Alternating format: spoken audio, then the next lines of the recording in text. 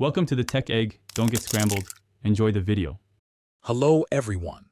In this video I will explain how to change a headlight bulb in your Nissan Sentra.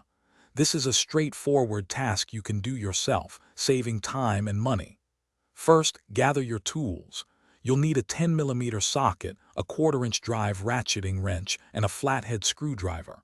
Also, make sure you have the correct replacement bulb, such as an H11 for the low beam, ready to go.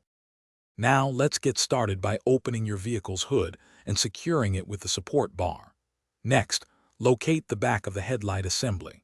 You may need to remove a plastic trim panel or radiator cover, often held by two 10mm bolts and several plastic clips. On the passenger side, you might also need to remove the windshield washer fluid reservoir neck for better access. Gently pry up the center of the clips, then remove them. With access clear, reach behind the headlight and rotate the black plastic dust cover 1/4 turn counterclockwise to remove it. Next, gently pull back the retaining clip on the electrical connector, then slide the plug straight off the old bulb's base. Rotate the old bulb 1/4 turn counterclockwise and pull it out.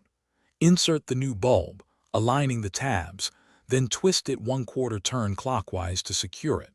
Finally, push the power plug onto the new bulb until it clicks. Almost done. Spin the dust cover 1/4 turn clockwise to secure it back in place.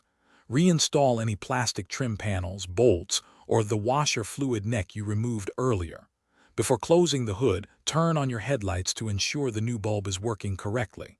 It's a good practice to replace both headlight bulbs at the same time, even if only one is out, to ensure consistent brightness and lifespan. Great job! Thanks for watching. Consider subscribing if I helped unscramble your problems.